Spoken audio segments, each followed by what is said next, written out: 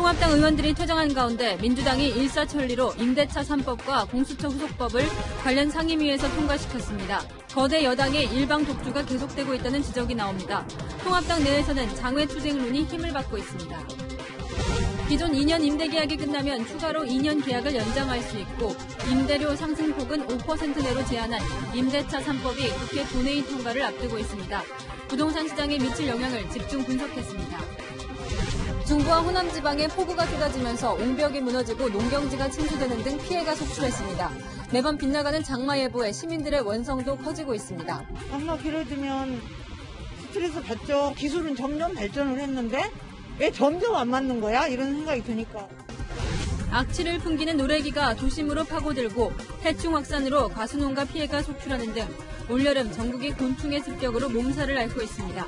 현장 카메라에서 집중 취재했습니다. 대구시청 여자 핸드볼팀 내부에서 술시중과 성추행을 은폐하려는 정황이 포착됐습니다. 선수들은 강압적인 분위기 속에서 술시중과 성추행이 없었다는 진정서까지 제출해야 했습니다. 대구시가 진상조사에 착수했습니다. 단독 보도입니다. 우리나라와 뉴질랜드 정상통화에서 우리 외교 간 성추행 문제가 거론돼 국제적으로 망신을 사고 있습니다. 외교부가 뒷북 대응에 나섰지만 뾰족한 대책을 내놓지 못하고 있습니다.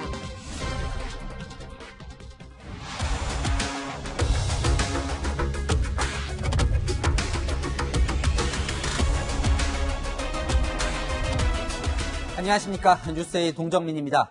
이 176석의 힘은 강했습니다. 이 민주당이 부동산 관련 법안, 공수처 후속 법안 등 이 첨예한 법안들을 무더기로 통과시키고 있습니다. 이 상임위마다 위원장도 여당이고 위원도 과반수가 넘으니 이 반대하는 야당은 그냥 빼고 단독으로 통과시키고 있습니다. 이 막을 방법이 없는 야당은 소리만 지르고 있는데요. 오늘 국회 상황을 현장 연결해 알아보겠습니다. 자, 최수영 기자, 오늘은 어떤 법안들이 통과됐습니까? 네, 조금 전 국회 운영위가 산회했는데요. 민주당 의원들만 참석한 가운데 인사청문회법과 국회법 등 공수처 후속 3법이 처리됐습니다. 다만 공수처장 후보 추천이 운영규칙은 기한 내에 위원 추천이 없으면 다른 교섭단체가 추천할 수 있도록 하는 조항을 삭제한 채 통과시켰습니다. 앞서 국회 법사위에선 전체 회의가 시작되자마자 민주당이 전월세 상한제, 계약갱신 청구권 도입을 위한 주택임대차 보호법 개정안 등을 상정하고 표결을 시도했습니다. 표결 강행할 거 아닙니까 지금? 내가 언제 표결 강행한다고 했습니까? 안 할 겁니까 그럼? 안 한다고 이야기한 적도 없습니다. 그러니까요. 통합당 의원들이 퇴장하자 법안은 일사천리로 처리됐습니다. 자, 21대 국회가 시작되자마자 여당이 밀어붙이고 있는데요. 언제까지 계속될까요? 네, 민주당의 밀어붙이기식 속도전은 남은 임시국회와 정기국회까지 이어질 것으로 보입니다. 민주당은 내일 본회의를 열어 오늘 법사위를 통과한 주택임대차 보호법 개정안과 상가건물 임대차 보호법 개정안 등을 처리할 예정입니다.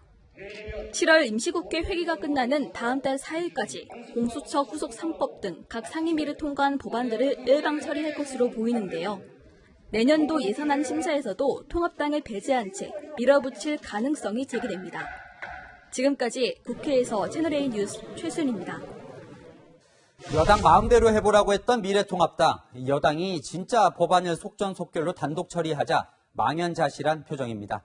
회의장에서 소리를 질러보고 기자회견도 열어봤지만 무력감만 확인한 통합당은 결국 장외투쟁 카드를 만지작거리고 있습니다. 안보경 기자입니다.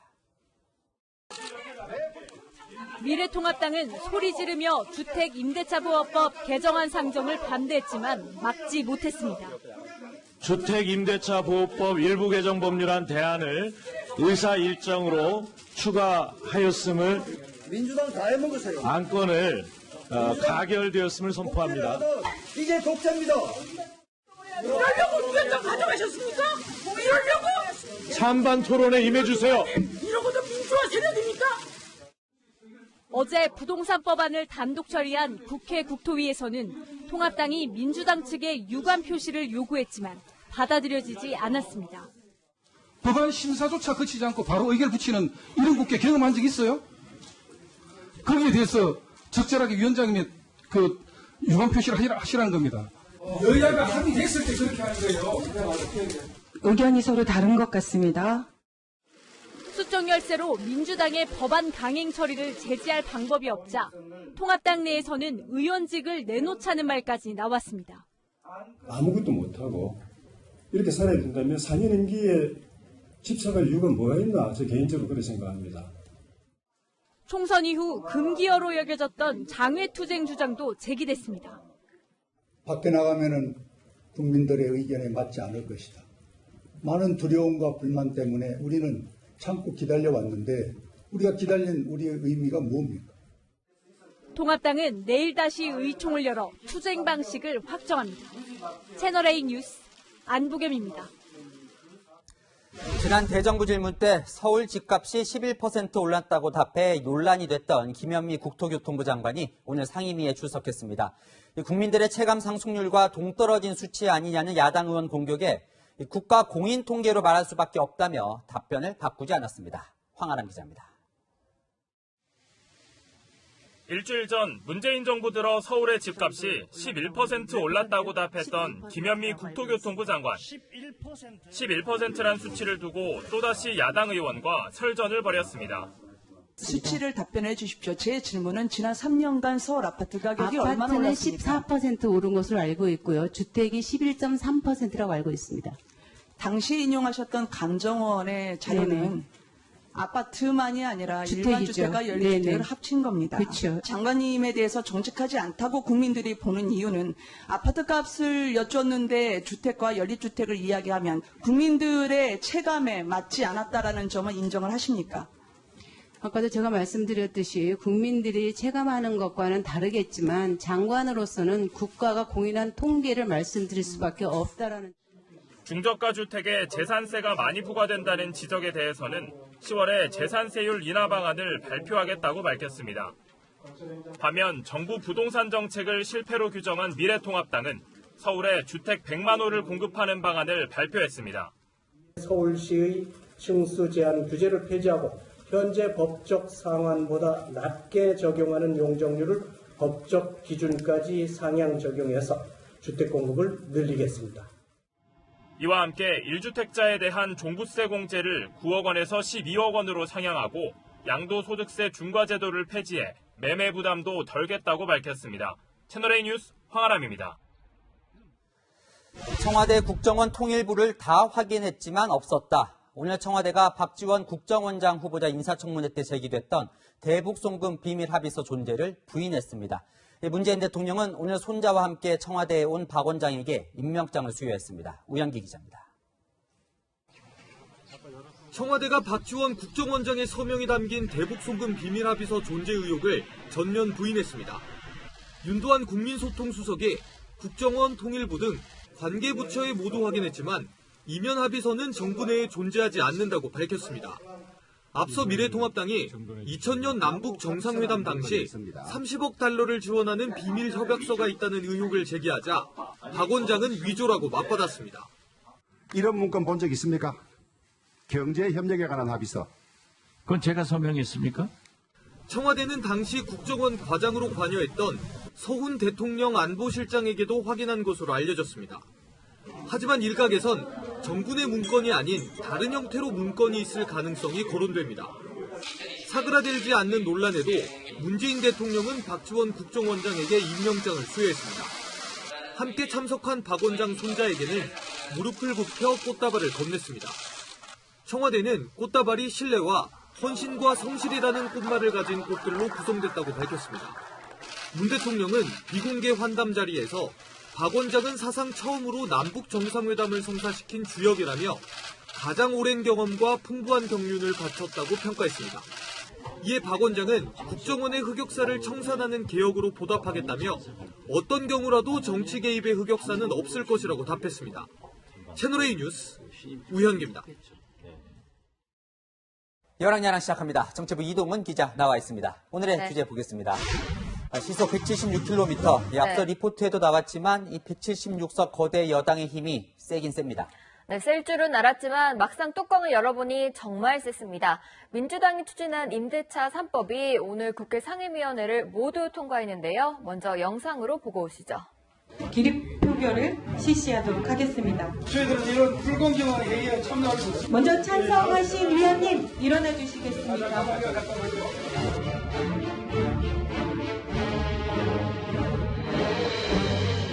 표결을 하도록 하겠습니다. 찬성하시는 의원님들은 기립해 주시기 바랍니다. 찬성하시는 건가요? 아니 소위 구성하라면서요. 국회의원들이 국회에 거수기 역할을 하러 온 거 아니지 않습니까? 거수기가 된 거잖아요.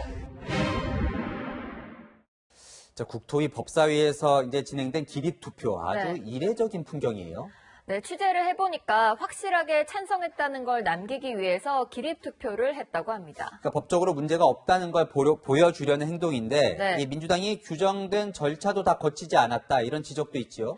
네, 민주당은 법안 상정부터 표결까지 총 7개 절차 중 소위 구성 등 4개 절차를 생략했는데요. 국회 사무처와 민주당은 국회법에서 소위원회를 둘 수 있다고 규정했지 반드시 둬야 한다고 하진 않았다며 법 위반이 아니라는 입장입니다. 오늘은 회의가 시작도 안 했는데 이 국회 전산망에 이 네. 법안들이 이미 통과된 걸로 나오면서 야당들이 반발하는 그런 일도 있었어요. 네, 오늘 법사위 개의 시각은 오전 10시 30분이었는데요. 국회 의안정보 시스템에는 보시는 것처럼 오전 8시 39분에 이미 주택임대차보호법 개정안 등 일부 법안이 처리된 걸로 표시됐습니다. 법안 소위도 구성이 되지 않았는데 처리일과 처리 결과가 여기 나와 있습니다. 소위 구성이라든지 야당의 목소리를 전혀 반영하지 않고 통과시키겠다는 계획이 여기 분명히 나와 있습니다. 저게 어떻게 가능한 걸까요? 국회 법사위는 단순한 전산 오류였다고 해명했습니다. 그래요. 이 통합당은 이렇게 법안을 밀어붙이는 게 청와대 하명을 받았기 때문이다. 이렇게 주장을 하고 있어요. 네, 문재인 대통령은 국회 개원연설에서 부동산 관련 법안의 조속한 통과를 강조했습니다. 임대차 3법을 비롯해 정부의 부동산 대책들을 국회가 입법으로 뒷받침해 주지 않는다면 정부의 대책은 언제나 반쪽짜리 대책이 되고 말 것입니다. 민주당은 임대차 3법을 다음 달 4일 본회의가 아니라 내일 본회의에서 처리하기 위해 속전속결에 나섰다고 설명했습니다. 네, 그런데 이 임대차 3법을 다루는 국토위는 원래 네. 상임위원장이 이제 통합당 몫이었거든요. 이 통합당이 상임위원장을 다 포기하면서 민주당이 차지하게 된 건데 네. 만약에 이 통합당이 맡았다면 막을 수 있었을까요? 상임위원장에게 회의 진행 권한이 있기 때문에 속도를 조금 늦출 수는 있을 겁니다. 네. 한 통합당 중진 의원은 우리가 받을 수 있었던 국토위에서 문제가 생겼다며 상임위원장을 안 가져온 게 가장 문제라고 토로했습니다. 하지만 패스트트랙 절차가 있는 만큼 최종적으로 법안 통과를 막기는 어려웠을 겁니다. 또 국회 선진화법이 있어서 몸으로 막기도 어려운 거죠? 네, 회의장이나 그 부근에서 폭력을 행사하면 5년 이하의 징역 또는 1,000만 원 이하의 벌금을 받을 수 있습니다. 독주가 지나치다는 여론과 이 발목 잡는 야당이 없어서 더 좋다는 여론 중 어디에 힘이 실릴지가 궁금해집니다. 지금까지 여랑야랑이었습니다. 이 법무부가 당초 내일 예정됐던 검찰 인사위원회를 하루 앞두고 돌연 취소했습니다. 윤석열 검찰총장 힘빼기 수순이라는 예측이 많았던 이 인사안을 미룬 이유가 뭘까요? 최주연 기자가 보도합니다. 법무부가 검찰 인사위원들에게 위원회 취소 소식을 통보한 건 오늘 오전입니다. 원래는 내일 오전 10시에 열기로 했지만 새로운 날짜도 못 잡고 무기한 연기된 겁니다. 검찰 인사위원회는 검사와 판사, 변호사, 교수 등 11명으로 구성되는데 통상 인사위원회가 열린 당일 인사 결과를 발표해왔습니다. 법무부는 인사위원회 취소 이유를 밝히지 않고 있습니다. 법조계에선 검경수사권 조정안에 맞춰 인사위원회 시기를 늦췄다는 관측이 나옵니다. 수사권 조정안이 확정될 경우 직제 개편이 필요한데 이렇게 되면 또다시 인사를 실시해야 하기 때문입니다. 추미애 장관이 신임 검사장 인선에 어려움을 겪는 것 아니냐는 분석도 있습니다. 다음 인사는 일단 형사 공판부에서 묵묵히 일해온 그런 인재들을 발탁함과 동시에 전문검사 제도를 향해서 나아가겠다 하는 인사위원회가 다시 열려도 추 장관이 윤석열 검찰총장과 인사안을 논의할 가능성은 낮습니다. 지난 1월에도 추 장관은 검찰 인사위가 열리기 30분 전에야 윤 총장에게 의견을 달라고 했고 윤 총장이 형식적이라고 반발하면서 검찰총장 의견 청취 없이 주요 간부 인사가 났습니다. 인사위원회가 돌연 취소되면서 검사장급 이상 간부 인사도 무기한 미뤄지게 됐습니다. 채널A 뉴스 최주현입니다. 오늘 국회 법사위에서는 다소 의아한 장면이 연출됐습니다.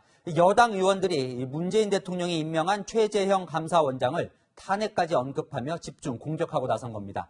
감사원장의 독립성이 흔들리는 상황, 이민찬 기자 보도 먼저 보시고 자세히 짚어보겠습니다. 민주당은 월성 1호기 조기 폐쇄가 정당했는지를 감사하는 과정에서 나온 최재형 감사원장의 발언을 문제 삼았습니다. 대선에서 41%의 지지밖에 받지 못한 정부의 국정과제가 국민의 동의를 얻었다고 할 수 있겠느냐. 한손 사장이 할 일을 대통령이 대신한 것이다. 대통령이 시킨다고 다 하냐. 이런 발언하신 적이 있습니다. 그 내용은 사실과 조금 차이가 있습니다. 감사원이 월성 1호기 폐쇄 결정에 문제가 있었다는 결론을 낼 것이란 전망이 나오자 여권이 최 원장을 공격하고 있다는 지적이 나옵니다. 대통령 41% 이런 부분에 대해서 말씀을 하시면서 해석은 제각각이라 그랬어요. 아니 대한민국 감사원장이 이런 말씀할 수 있는 겁니까? 민주주의 권력의 정통성에 대해서 그런 식으로 부정을 하신다면 이것은 대단히 심각한 문제로 볼 수밖에 없다. 최 원장도 물러서지 않았습니다. 정치적 중립성에 크게 위배되는 그러한 처신을 하지 않았다고 생각하기 때문에 민주당은 최 원장의 답변 태도도 문제 삼았습니다. 감사원장님 잠깐 발언 중지하시고요. 지금 팔짱 끼고 답변하시는 겁니까? 죄송합니다. 미래통합당은 최 원장이 월성 1호기 감사를 원칙대로 하자 여당이 집중 공격하고 있다며 윤석열 검찰총장의 모습이 떠오른다고 비판했습니다. 채널A 뉴스 이미찬입니다. 방금 보신 것처럼 여당 의원들이 감사원장을 몰아붙이고 있는데 그 수위가 아주 셉니다. 정치부 강지혜 기자와 좀 더 알아보겠습니다. 자, 일단 감사원장이라는 이 자리의 특성 때문에 더 논란이 되는 거죠? 네, 이 마페마크 다들 잘 알고 계실 겁니다. 옛날 암행어사가 출두할 때 지니고 다녔던 거죠. 감사원의 기능, 공직사회를 감시한다는 측면에서 과거 암행어사와 비슷하다고 볼 수 있습니다. 감사원법을 보면요. 감사원은 대통령에 소속화돼 직무에 관해서는 독립의 지위를 갖고 소속 공무원 임면 등에도 독립성이 최대한 존중돼야 한다고 규정돼 있습니다. 형식은 대통령 산하에 있지만 내용은 독립기관인 겁니다. 또 우리 헌법은 감사원에 행정기관과 공무원의 직무를 감찰할 의무를 부여하고 있습니다. 자, 그렇게 외부 압력 없이 수행하라고 감사원장이 4년 임기를 법으로 보장을 하고 있는 건데요. 자, 여당 의원이 공격하는 진짜 이유를 좀 살펴볼까요? 네, 표면적으로 알려진 이유는 크게 두 가지입니다. 먼저 월성 원전 1호기 조기 폐쇄 감사건입니다. 정부가 월성 1호기 조기 폐쇄를 결정하면서 경제성이 없다는 근거를 들었는데 감사원이 감사해보니 그렇지 않다는 결론에 무게가 실린 것으로 알려지고 있습니다. 만약 월성 1호기 폐쇄 결정이 잘못된 것이었다는 감사 결과가 나오면 문재인 정부 핵심 정책인 탈원전이 큰 타격을 받게 되겠죠. 야당에서는 이것 때문에 여권이 감사원장 흔들기를 하는 것 아니냐는 의심을 하고 있습니다. 또 오늘 한 언론이 문 대통령이 공석인 감사위원회 김호수 전 법무차관을 임명하려 했는데 최재형 감사원장이 이를 2번 거부했다고 보도했는데요. 청와대가 오늘 감사위원 임명권은 대통령에게 있다고 강조한 것도 최 원장에 대한 불만이 깔려있는 것 아니냐는 해석이 나오고 있습니다. 이 감사원법에 감사위원은 원장이 제청한다고 분명히 써 있습니다. 자, 다음에 예전에 보면 전임 정권 때 임명된 감사원장과 현 정권이 충돌하는 경우는 종종 있었어요. 그런데 최 원장은 문재인 대통령이 임명한 사람이라 이번 충돌이 더 의아합니다. 그렇습니다. 지명 당시 청와대 브리핑부터 들어보겠습니다. 감사원의 독립성과 정치적 중립성을 수호하면서 깨끗하고 바른 공직사회, 신뢰받는 정부를 실현해 나갈 적임자로 기대합니다. 문 대통령도 최 원장에게 임명장을 수여하고 스스로 자신을 엄격히 관리해 오셨기 때문에 감사원장으로 아주 적격인 분이라고 말했습니다. 그런데 오늘 공세 수위를 보면 여당이 흔들겠다고 아예 작심을 한 것 같아요. 민주당은 최 원장이 정치적이라고 주장하고 있는데요. 오늘 국회 법사위에서도 질타가 나왔습니다. 정치적으로 저렇게 편향된 감사원장님을 상대로 질문을 하는 것이 맞는 것인지 저는 지금 적격이 없다는 생각이 들어요.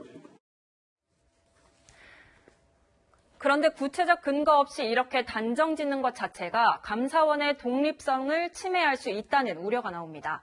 진중권 전 동양대 교수는 사업을 졸속으로 하다가 걸리면 감사원 탓, 수틀리면 감사원장도 갈아치울 사람들이라고 꼬집었습니다. 2022년 1월까지인 최 원장 임기가 아직 한참 남아 있는데요. 여당이 흔들기에 들어간 만큼 당분간 논란은 계속될 것 같습니다. 지금까지 강지혜 기자와 살펴봤습니다. 슈퍼 여당의 부동산 정책과 시장 반응 계속해서 전해드리겠습니다. 뉴욕과 워싱턴, 서울과 세종시 어떤 생각이 드시나요? 더불어민주당이 미국처럼 서울을 경제 수도, 세종시를 행정 수도로 만든다는 구상입니다. 조직도 만들고 법률 검토도 시작했습니다. 전혜정 기자입니다. 더불어민주당이 서울은 경제 수도로, 세종을 행정 수도로 만드는 것으로 이전 방향을 확정했습니다.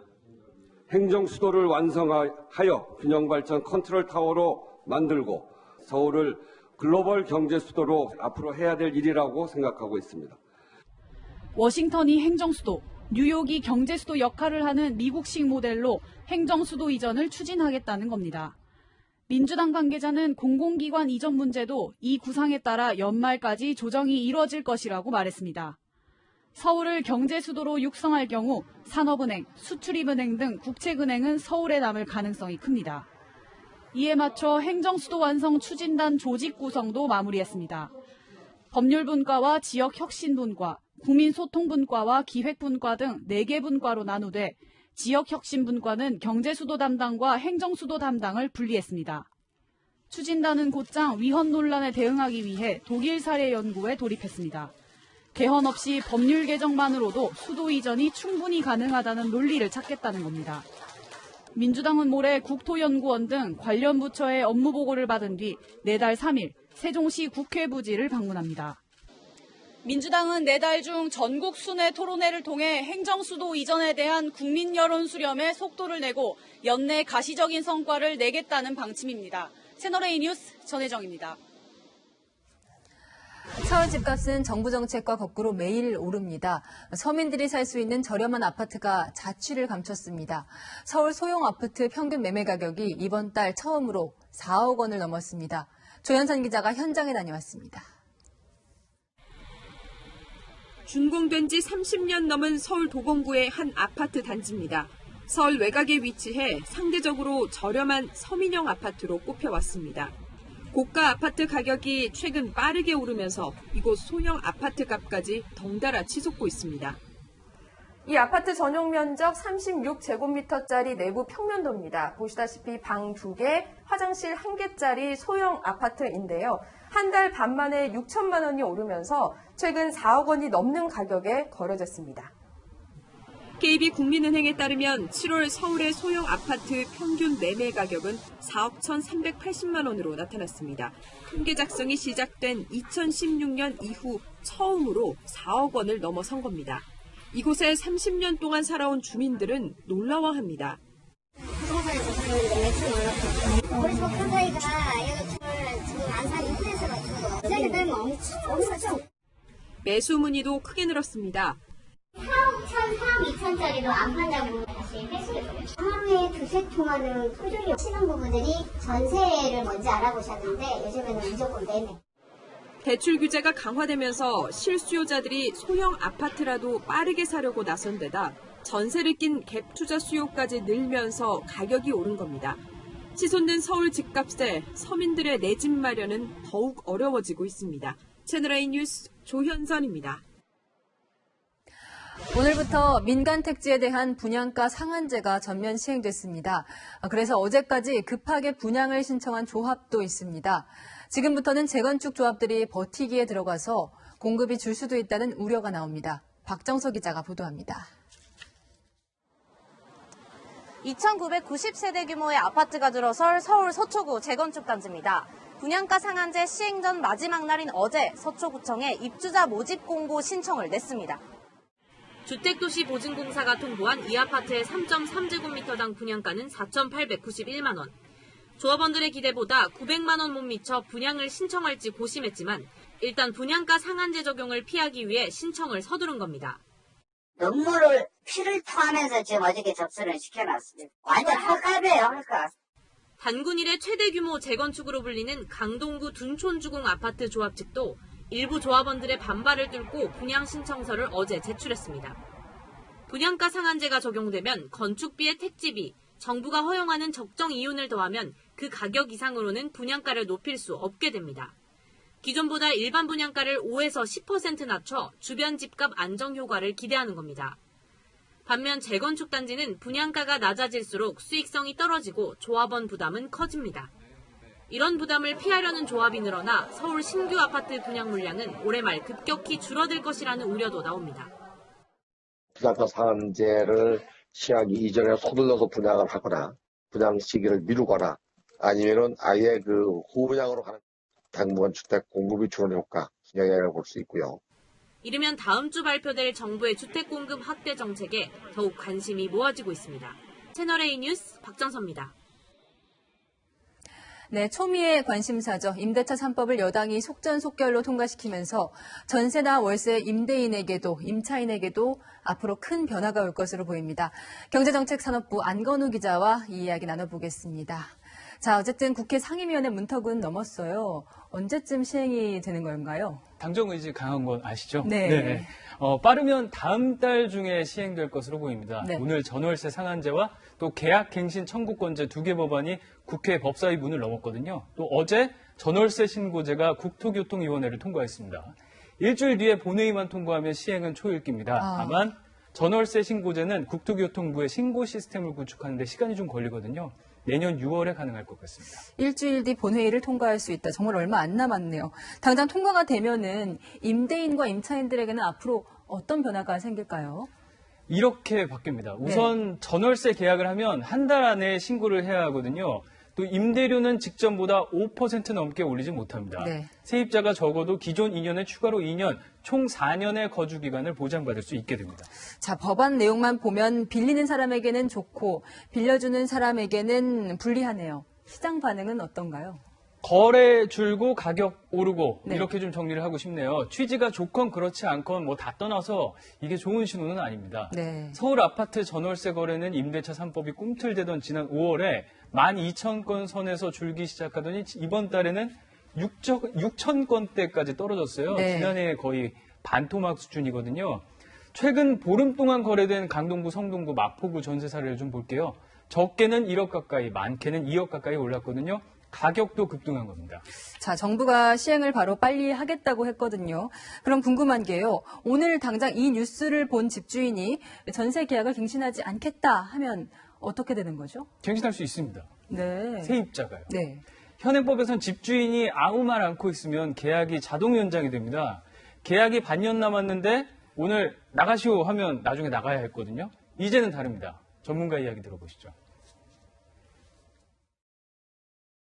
임차인이 갱신 청구를 하면 갱신된다라는 제도니까 묵시의 갱신이 안 됐다 하더라도 임차인이 갱신 요구를 하게 되면 새로운 법에 의해서 갱신되는 거죠.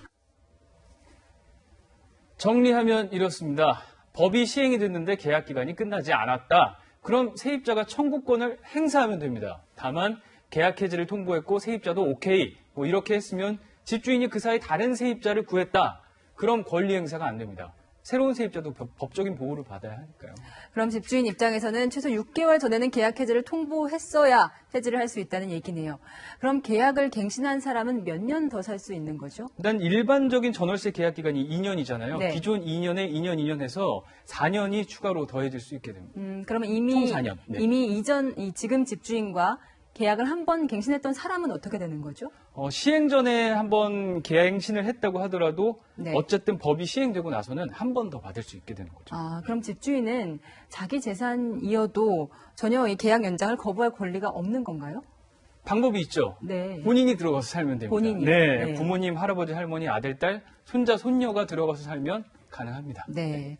자, 이 3법 중에 집주인이 가격을 마음대로 올릴 수 없는 규정도 있어요. 이거는 누가 어떻게 가격을 정하는 건지도 알려주시죠.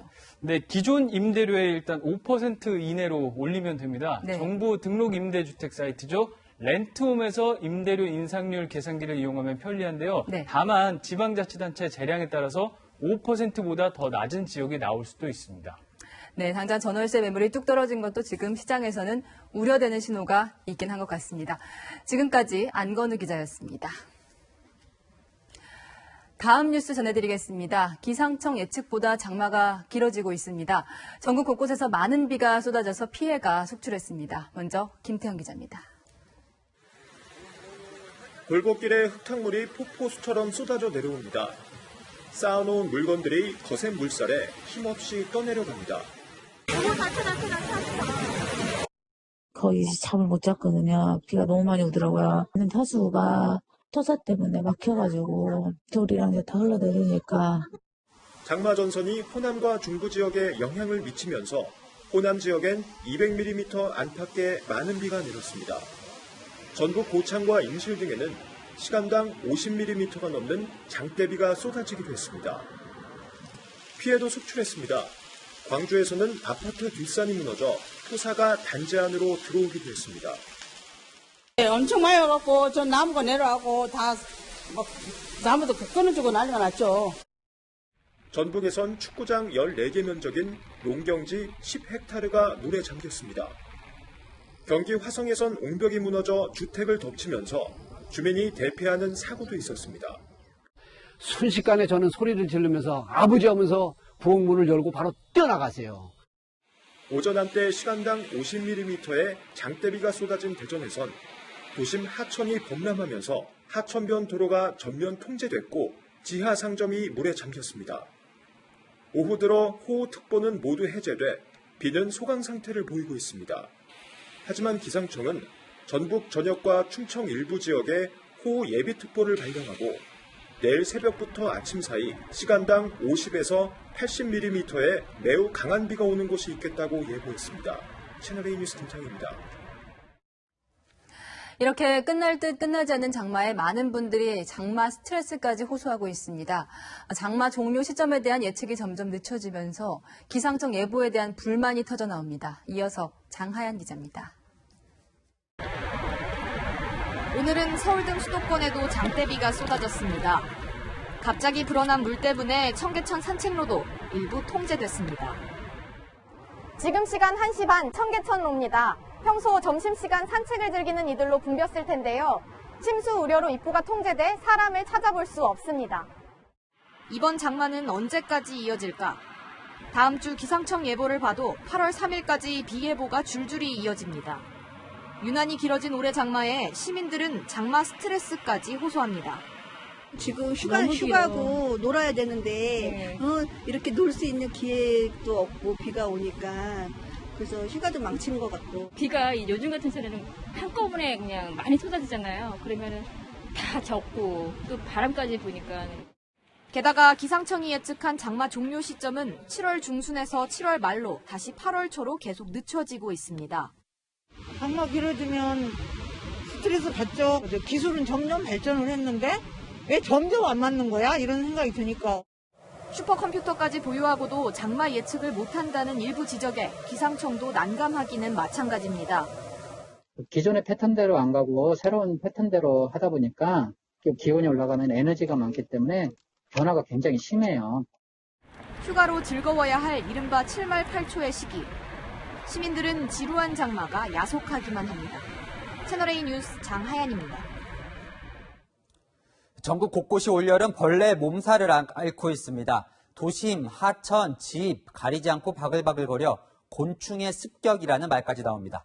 김철웅 기자의 현장 카메라 시작합니다. 지네처럼 생긴 이 벌레. 수십 개 다리를 꿈틀거리며 때로 뭉쳐다니는 노래기입니다. 제가 여기서 15년 방제 업무를 맡았는데 올해 이렇게 막 벌레가 많은 건 처음입니다. 처음 겪는 일이에요. 어느새 집안까지 들어왔습니다.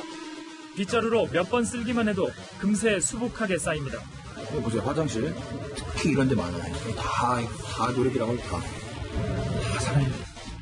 살충제를 뿌려도 그때뿐. 번식력이 너무 세서 다음 날이면 같은 장소에 또다시 무더기로 출몰합니다.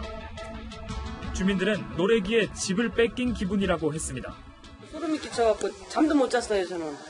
눈만 감으면 막 걔네들이 막 기어다니지. 방 안에까지 들어와요? 말도 못해요. 그래갖고 한 번은 울었어요. 하도 힘이 들어서 너무 힘들어서. 냄새가 엄청나요. 어떤 냄새예요? 기후가 상해서 아침에 밥을 못 먹어. 노래기는 도심에까지 침범해왔습니다. 옆에 있는 하천에서 이 아파트까지 올라온 걸로 추정되는데 보시면 계단 칸칸이 이렇게 노래기가 때로 모여 있습니다. 이렇게 외부 자극을 주면 몸을 동그랗게 말면서 악취를 냅니다. 주민들이 큰 불편을 겪고 있습니다. 매일 아침 사체를 치우는 일이 2달째 반복되자 주민들 스트레스는 극에 달하고 있습니다. 다 올라가지고 2층에 여기 올라가지 저쪽에가 다 올라가요. 살아 쓰는 게 있죠. 농촌에선 급증한 해충으로 인해 생계까지 위협받고 있습니다. 제주도의 한 친환경 감귤 농장. 2달 전부터 나뭇가지 끝이 말라붙더니 어느새 수십 그루가 말라 죽었습니다. 이 안락하늘소 때문입니다. 이 구멍에 산란관을 집어넣어서 알을 낳게 되는 거죠. 부화한 유충이 이 안에서 터널을 뚫고 다니면서 이 목질부를 갉아먹고 성충이 된 이후에 나오는 과정에서 나무 밑동에 탈출 구멍이 생기는 거죠. 나무가 고사되기 직전에야 피해를 알아차릴 수 있다는 뜻입니다.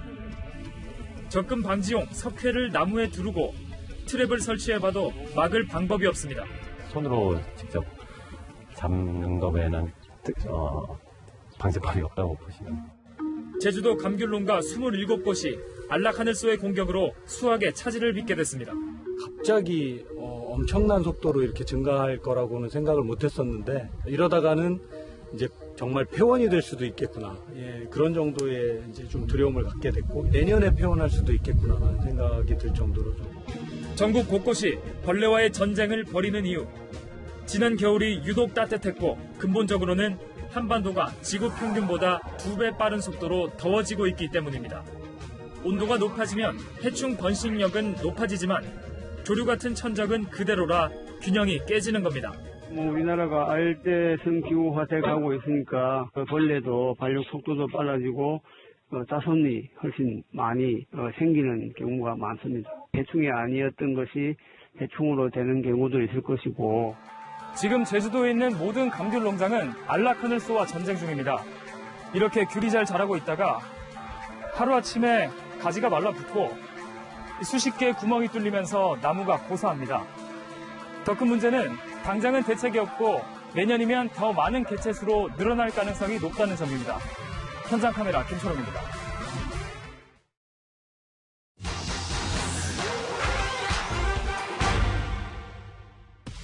지난 20일 충남 보령에 가족과 야영 중이던 시민이 뱀에 물려 긴급 이송됐습니다.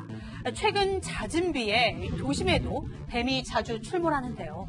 사흘 전 서울 홍제천에도 뱀 출현 신고가 접수되기도 했죠. 독을 품은 뱀, 독사라면 주의해야 할 텐데 독사는 머리가 삼각형이라는 속설 사실인지 알아보겠습니다. 국내에서 서식하는 대표적인 독사로는 살모사, 까치 살모사, 그리고 새 살모사가 있습니다. 낮은 산지 등에 사는 새 살모사는 붉은 혀가 특징인데요. 마을이나 농경지에 흔한 독이 없는 누룩뱀과 머리 형태를 비교해볼까요? 새 살모사는 머리가 삼각형, 누룩뱀은 평소에는 타원형에 가깝습니다. 뱀의 머리가 삼각형이고 종리가 앞에 있어서 이빨 자국 2개가 물린 곳에 남으면 독사에 물렸다고 하는데 모든 독사가 그럴까요? 역시 독성이 강한 뱀인 유혈모기를 살펴보죠. 머리 형태도 삼각형보다는 타원형에 가깝고 종리도 앞니가 아니라 어금니 자리에 있습니다. 형태하고는 크게 상관이 없어요. 삼각형의 모양을 가지고 뱀이 독이 있다 없다라고 판단하시면 좀 무리가 있을 것 같습니다. 독사에 물리면 어떻게 대처해야 할까요? 팩트맨이 열흘 전에 화단에서 잡초를 뽑다 독사에 물린 시민 경험을 들어봤습니다. 털 내리면은 피가 그냥 전체가 막 쏟아붓는 것 같이 들고 따끔거리면서 화끈거리면서 절이면서 쑤시면서 이런 독사에 물린 상처에 입을 대고 독을 빨아내야 한다는 인간요법 들어보셨죠? 하지만 입속 상처로 독이 들어가거나 물린 부위에 2차 감염 위험이 있습니다. 소독한다며 상처에 술을 붓는 것도 거의 효과가 없다는데요. 물린 부위를 심장 위치보다 낮게 해서 독이 퍼지는 걸 늦추고 바로 병원을 찾는 게 가장 좋습니다. 이 밖에도 궁금한 점은 팩트맨 많은 제보 바랍니다. 대구시청 여자 핸드볼팀에서 회식 강요와 술시 중 성추행까지 있었다는 선수들의 폭로 단독으로 전해드렸습니다. 보도 이후 고참 선수들이 팀 해체를 거론하며 선수들을 압박하는가 하면 아무 일 없었다는 진정서까지 쓰게 한 정황이 드러났습니다. 배유미 기자의 단독 보도입니다. 어제 오후 대구시청 여자 핸드볼팀 합숙소.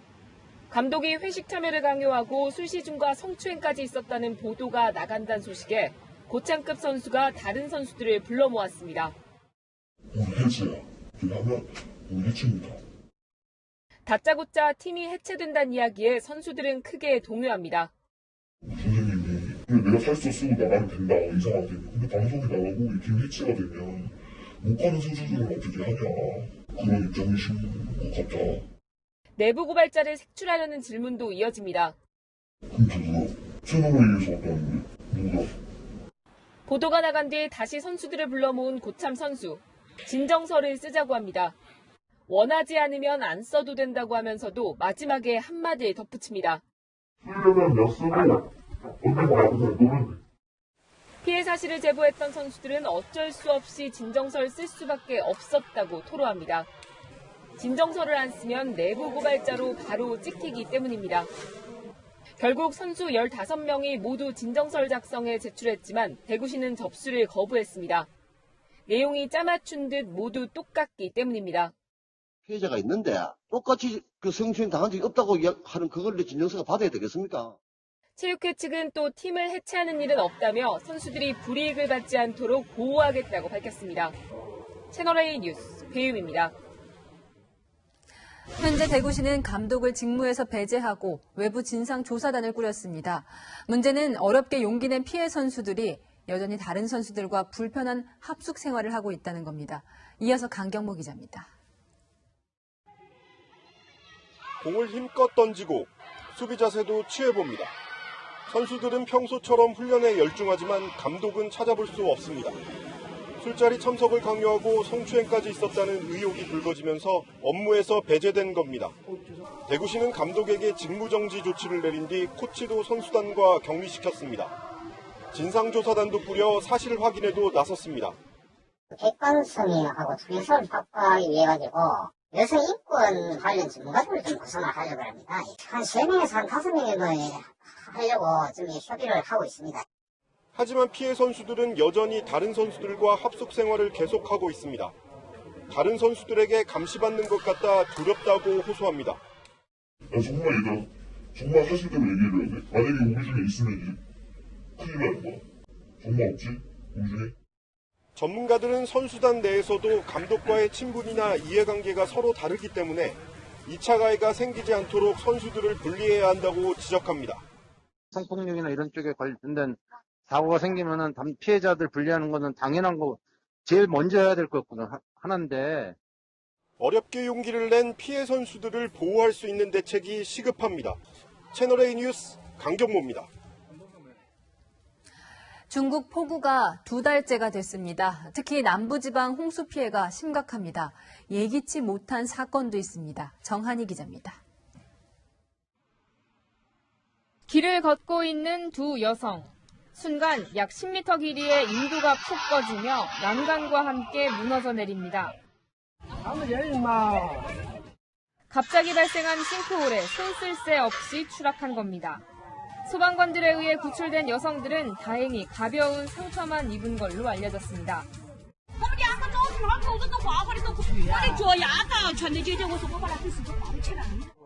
당국은 이 일대에 내린 집중호우 때문으로 보고 있는데 중국에선 원인을 알 수 없는 싱크홀 사고가 잇따르고 있습니다. 물에 빠진 사람이 거센 물살에 속수무책입니다. 전날 황허강 일대엔 많은 비가 내렸습니다. 그런데 이 사람을 향해 한 남성이 서핑보드를 타고 거침없이 다가갑니다. 능숙한 움직임으로 보드를 뒤집어 물에 빠진 사람을 걸쳐놓더니 다시 뒤집어 보드에 태웁니다. 알고 보니 전직 카누 선수였습니다. 자신도 올라타 급류에서 사람을 구조하는데 30초도 걸리지 않았습니다. 놀라운 구조 장면에 찬사가 쏟아졌습니다. 2달 가까이 이어진 중국 남부지방 홍수로 이재민이 5천만 명을 넘었고 한국 국토의 절반인 농경지 5만 제곱킬로미터가 침수된 걸로 알려졌습니다.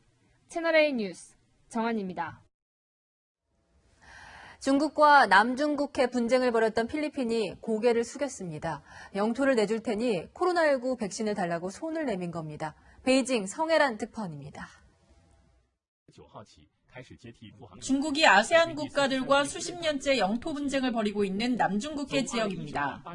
필리핀이 국제중재재판소에 제소해 지난 2016년 중국의 영유권 주장은 법적 근거가 없다는 판결까지 받았지만 중국은 아랑곳하지 않고 군사훈련을 이어가고 있습니다. 그런데 돌연 필리핀 두테르테 대통령이 한 발짝 물러났습니다. We have to go to war, and I cannot afford it. Maybe some other president can, but I cannot. 미흡한 방역 대책으로 산적한 불만이 거리로 터져나오자 중국 시진핑 주석에 전화를 걸어 코로나19 백신을 협조해달라며 손을 내민 겁니다. 중국은 현재 국영제약회사와 민영기업 등을 중심으로 백신 3차 임상시험을 진행 중입니다. 大概3个月左右的时间我们就能完成所以年底前应该讲是正常我们应该可以上市 코로나19의 진원지, 홍콩보안법 강행, 남중국해 영토 분쟁 등으로 전 세계의 손가락질을 받던 중국. 뜻밖의 필리핀 발표에 천군 만마를 얻은 분위기입니다. 我们赞赏杜特尔特总统的有关表态，共同维护南海和整个地区的和平稳定。 전 세계 코로나 확진자 수는 1,600만 명. 각국의 치료제 백신 확보 경쟁이 세계 판도를 바꿀 것이라는 전망도 나옵니다. 베이징에서 채널A 뉴스 성혜란입니다. 북한이 이달 초 동해로 신형 순항미사일을 발사한 것으로 확인됐습니다. 채널A가 미국 쪽에서 이 사실을 확인했는데 우리 군을 취재해보니 이미 파악하고 있었지만 공개하지 않고 있었습니다. 워싱턴 김정한 특파원의 단독 보도입니다. 북한은 지난 5일 신형 대함미사일을 동해로 발사했습니다. 함경남도 선덕 비행장에서 쐈고 수백 킬로미터를 날아간 것으로 알려졌습니다. 미국 현지 시간으로 독립기념일 행사가 한창일 때입니다. 미 행정부 관계자는 채널A에 미사일 단발 시험으로 사거리 정확도를 위한 것으로 보인다며 대외 과시용이 아닌 성능 개량용 시험으로 추정된다고 설명했습니다. 북한은 지난 2017년 6월과 올해 4월 신형 대함미사일 시험을 했고 고도 2km 아래로 비행해 바다 위 표적선을 정확히 타격하는 모습을 과시한 바 있습니다. 신형 지상대 해상 순항 로켓은 우리에 대한 군사적 타격을 기도하는 적 함선 집단을 지상에서 마음먹은 대로 타격할 수 있는 강유력한 공격 수단입니다. 이번에는 비행 속도를 더욱 높이고 요격을 피하기 위해 마지막 순간 하늘로 솟구친 뒤 내려꽂히는 탑 어택 능력을 보강했을 가능성이 제기됩니다. 그런데 군은 지난해 2차례 발사 때 바로 발표했던 것과 달리 이번에는 발사 사실을 공개하지 않았습니다. 합참 관계자는 북한의 하계 훈련의 일환으로 판단해 공개하지 않았다고 설명했습니다. 하지만 군이 지나치게 북한을 의식한 것 아니냐는 지적이 나옵니다. 한반도의 어떤 상황적 관리적 측면에서 전문적인 판단이 들어갔을 가능성도 있다라고 봐야 되겠죠. 순항미사일은 탄도미사일보다 속도는 느리지만 정확도가 높고 탐지하기 어렵습니다. 이 시험 발사가 계속될수록 위력이 더해지는 만큼 한미 간 긴밀한 대응도 필요해 보입니다. 워싱턴에서 채널A 뉴스 김정한입니다. 김정은 위원장을 상대로 첫 국군포로 배상 책임을 이끌어낸 시민단체에 대해 통일부가 감사에 착수했습니다. 박수희 기자의 단독 보도입니다. 탈북 국군포로가 김정은을 이겼다. 6.25 국군포로 출신 2명이 북한과 김정은 위원장을 상대로 낸 손해배상 청구 소송에서 각각 2,100만 원 배상 판결을 받은 뒤 내건 현수막입니다. 그런데 며칠 뒤 통일부는 이 소송을 지원한 사단법인 물망초에 감사자료 제출을 요구했습니다. 특정 정당을 지지하는지 공익활동 실적이 있는지 따져보겠다는 취지입니다. 통일부 예산 지원을 받지 않는 비영리 민간단체 물망초는 시민단체의 재갈을 물리는 것이라며 반발했습니다. 정보 활동을 지지하는 게 아니라 거기에 문제를 제기해서 바른 길로 가도록 유도하는 것이 NGO의 기본 사명이고 활동이에요. 근데 그거를 내라? 그거는 협박이지요. 통일부는 대북전단 사건 이후 비영리법인 432곳 중 25곳, 비영리 민간단체 180곳 중 64곳에 자료 제출을 요구했습니다. 모두 북한 인권과 탈북민 정착 지원을 하는 단체들입니다. 통일부는 선정 기준을 밝힐 수는 없지만 정치적 목적은 없다고 설명했습니다. 강제적인 수사도 아니고 강제적인 조사도 더더욱 아니며 통일부 등록 단체들에 대한 공신력을 점검하는 차원이기 때문에 하지만 국제사회는 우려를 나타내고 있습니다. On the work of the civil society who are dealing with the human rights in North Korea. That's why I am concerned about what's happening with this decision from the government. UN 북한인권 특별보고관은 내일 통일부에 화상 면담을 요구했는데 자칫 이 문제가 UN 인권위원회까지 올라갈 가능성도 있습니다. 채널A 뉴스 박수희입니다. 뉴질랜드 현지에서 우리 외교관의 성추행 사건이 대대적으로 보도되면서 국제적 망신거리가 됐다는 소식 전해드렸는데요. 급기야 뉴질랜드 총리가 문재인 대통령에게 전화를 걸어 이 사건을 거론했습니다. 대통령까지 망신을 당한 셈입니다. 김민지 기자입니다. 뉴질랜드 저신다 아던 총리의 요청으로 어제 문재인 대통령은 30분간 전화회담을 했습니다. 주로 코로나19 대응 방안을 논의하다 아던 총리는 3년 전 벌어진 한국 외교관 A씨의 성추행 의혹을 거론했습니다. 청와대 관계자는 통화 마지막 부분에 잠시 나온 이야기라며 문 대통령이 외교부가 사실관계를 확인 후 처리할 것이라고 답했다고 밝혔습니다. 외교가에선 정상 간 통화에서 의제 모두를 사전 조율할 수는 없다고 해도 매우 이례적인 일로 보고 있습니다.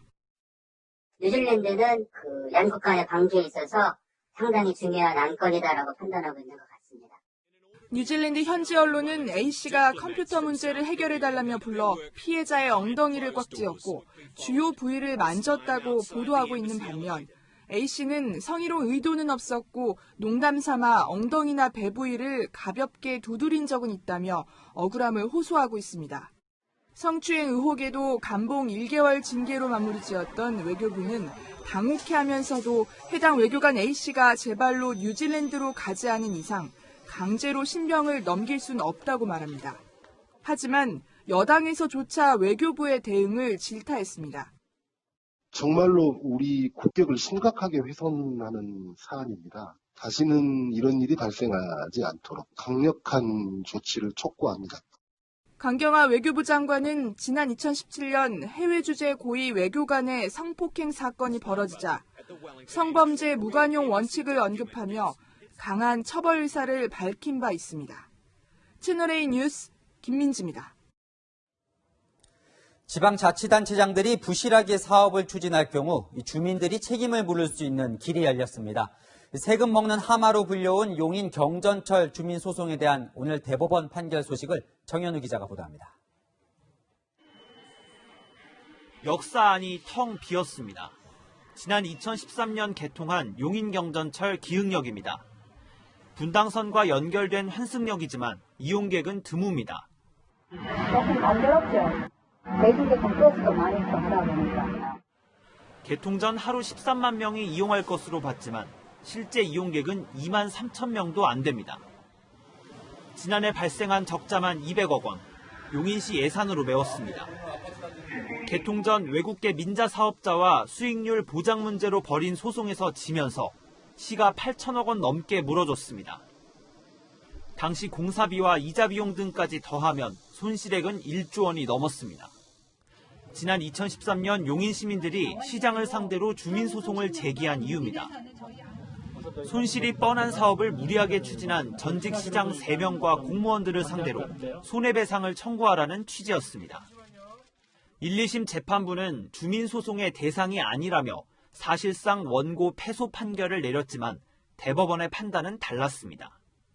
자치단체장이 법을 어겼거나 충분한 검토 없이 사업을 추진해 손실이 났으면 소송 대상이라고 본 겁니다. 부실 사업을 벌인 지자체장에게 주민소송으로 손해배상을 청구할 수 있게 한 국내 첫 판결입니다. 소송인단은 이어질 재판에서 손해 입증에 최선을 다하겠다고 했습니다. 재판 기간은 저희도 지금 단정 짓기는 좀 어려운 상태입니다. 네. 증거 자료들은 다 용인시나 피고 측에게 다 있거든요. 그 증거 찾기가 너무 힘들었습니다. 이번 판결로 지역 경전철이나 기념관 등 혈세가 투입되는 치정용 사업들에 대한 소송이 잇따를 전망입니다. 채널A 뉴스 정현우입니다.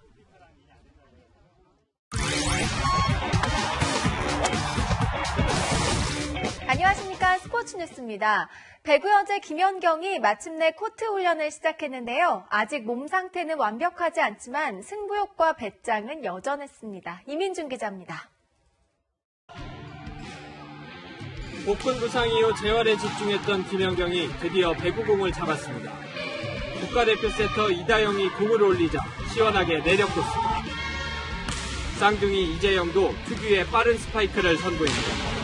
여자 배구 초호화 공격진이 마침내 그 모습을 드러냈습니다.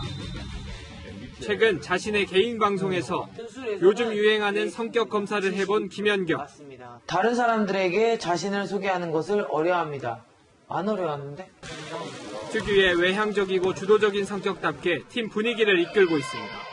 또 제가 먼저 다가가려고 했었고 또 얘기도 많이 나누다 보니까 어린 선수들하고도 친하게 잘 지내고 있어요.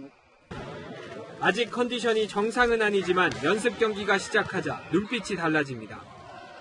공을 살리기 위해 넘어지고 네트 대결 후에는 기선 제압용 눈싸움도 합니다. 언니가 워낙 열정도 높고 코트장에서 화이팅이 좋기 때문에 승부욕은 누가 더 위라고 생각하십니까? 연경 언니가 위라고 생각하고 있어요. 거액의 연봉을 포기하고 돌아왔지만 마음은 더 편해졌습니다.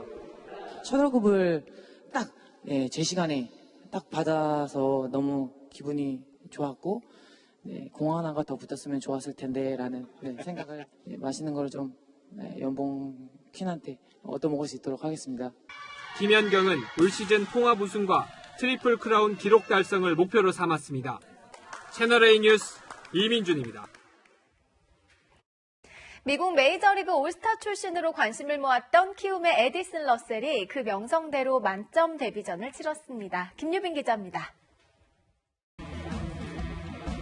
한국 땅을 밟은 첫날부터 삼겹살에 김치를 먹고 자가격리 중엔 착실하게 훈련하고 한국 야구를 분석하며 한국말도 배웠습니다. 안녕하세요, 강남님. 러셀은 데뷔 전부터 달랐습니다. 상대팀이 앞타자를 고의사고로 거르고 자신에게 승부를 걸었지만 그대로 2타점 적시타를 때려냈습니다. I felt confident, really just sticking to my zone. 수비도 안정적이었습니다. 박병호의 밑으로 정확히 빨려 들어가는 공. 안정적인 스텝에 빠른 송구 속도가 인상적입니다. 기존의 내야 포지션을 변동시켜가며 러셀에게 유격수 자리를 맡긴 손혁 감독도 엄지손가락을 들어올립니다. 포구한 후에 다음 발이 되게 빨리 움직이거든요. 그러면서 앞으로 나가는 동작이 좋기 때문에 좋은 송구를 할 수 있다고 생각하고 있습니다. 상대팀 감독도 한 차원 다른 실력을 인정합니다. 데뷔전에서 1호 안타, 득점 4구, 타점에 멀티히트까지 기록한 러셀.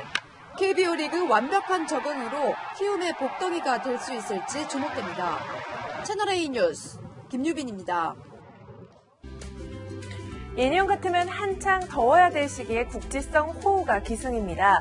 오늘은 주로 호남과 경남에 100에서 200mm의 폭우가 집중됐는데요. 밤부터는 충청 남부와 호남 지역에 동서로 길게 뻗은 강한 비구름대가 영향을 주겠습니다. 내일 낮까지 충청 남부와 호남에는 시간당 50에서 80mm의 폭우가 집중될 텐데요. 이 정도면 물보라 때문에 주변이 하얗게 되고 시정이 나빠져서 운전하기에도 위험한 정도입니다. 그간 내린 비로 집안이 매우 약해져 있어서 추가 피해가 없도록 철저한 대비를 당부드립니다. 내일까지 충청 남부와 호남에는 무려 200mm 이상, 수도권과 강원, 경북 북부 지역에는 30에서 80mm의 비가 더 오겠고요. 서울 등 중북부 지역은 내일 오후에는 대부분 그치겠지만 충청 이남 지역은 모레까지도 이어지겠습니다. 이번 지루한 장맛비는 남부 지역은 모레 사실상 종료되고요. 주말에는 무더위가 찾아오겠습니다. 중부 지역은 다음 주 월요일까지 비를 뿌린 뒤 물러날 전망입니다. 날씨였습니다. 불어터진 국수. 2015년 박근혜 전 대통령이 부동산 3법이 국회에서 늑장 통과된 것을 지적하며 한 말입니다. 이 비유는 바로 논란을 일으켰습니다. 여야 합의 과정은 불린 쌀처럼 심도 있는 토론이다. 야당 최고위원이 이렇게 맞받아쳤고 문재인 당시 대표는 야당의 부동산 법안도 받아들이라고 맹공을 폈습니다.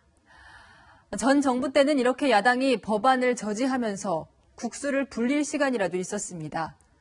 지금 국회에서 여당이 독주로 법안을 처리하는 과정을 보면 국민이 먹어도 되는 국수인지 판단할 시간은 있을까 우려가 됩니다. 불과 13일 전 문재인 대통령은 국회 개원연설에서 이런 말을 했습니다. 가장 큰 실패는 협치의 실패였다고 생각합니다. 지난 5월 여야 원내대표를 만나서도 이렇게 말을 했는데요. 21대 국회 공이 울리자마자 여당 단독 투표로 법안을 통과시키고 있습니다. 이 대통령이 생각했던 여야 협치가 이런 모습이었던 건지 궁금해집니다. 내일도 뉴스입니다.